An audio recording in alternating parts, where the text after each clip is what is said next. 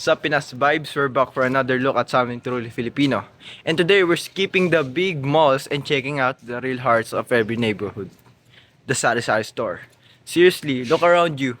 You see these little stores everywhere, right? They are super popular. Why is that? Why a small store like this such a huge deal to us Filipino? That's what we're going to find out today. So why is the business so popular? Simple, it is easy to start. You don't need a fancy office or huge budget.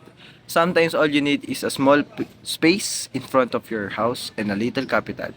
That's why sari-sari stores are everywhere. They bring the market to the people. You don't need to travel far. You just step outside and buy what you need. Plus, it helps families earn a bit extra income. Convenient and for our survival. Now, here's a very Pinoy thing, the tingi culture. Tingi just means buying stuff in really small amount. Think about it. You don't have to buy a whole big bottle of shampoo. You can just buy one sachet. This is a super important for many Filipino families because they often have to budget their money day by day. So if you only have a little bit of cash, you can still get what you need for the day. A single coffee pack, one egg, or a couple pieces of candy.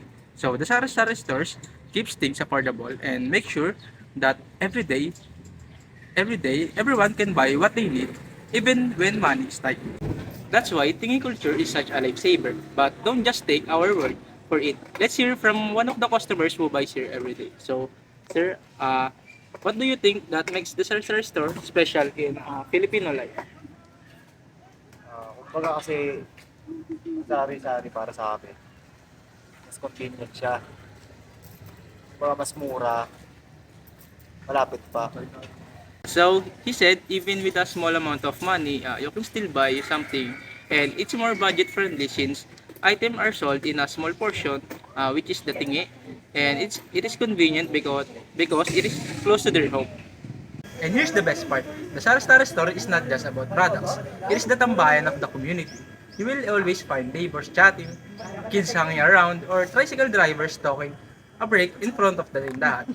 And of course, this is where the latest chismis spreads. In fact, the Sari-Sari stores feels like the neighborhood's living room. Sometimes there's a drama too, especially when utang is not paid on time. But that's all part of the neighborhood story. So, utang just means credit or debt. And it's a big part of Pinoy culture. It's all about helping your neighbor. And it shows that even in a business, the Filipino value of looking out for others comes first. The utang system helps families get necessary things like rice or medicines during tough time. And it's a real life example of the Bayanihan spirit, keeping our community strong, trust, and kindness. Beyond the products and the utang system, sari-sari stores carry something even deeper, which is tradition for generations. They've been part of almost every neighborhood passed down from the generation to the next. And to understand this better, let's hear from the one who lives this tradition every single day. Do you think sari-sari stores will always be part of Filipino culture? Why or why not? Oo naman kasi ayun yung mga pangunahing business ng mga Pilipino lalo na yung mga medyo mahirap ganun. Tapos ayun din yung parang kayang-kayang i-maintain na business. Yun lang. Thank you. So this vlog reminded us that even the smallest spaces can hold the biggest stories about who we are as Filipinos. The Sari-Sari stores is more than just a business, and it's a part of our culture and our daily lives and our memories. So next time you see Sari-Sari store, stop by and remember, it's more than just a shop. It's our culture in action. And that's it for today's episode of Pinas Vibes. Next time, we will explore another side of Filipino pop culture.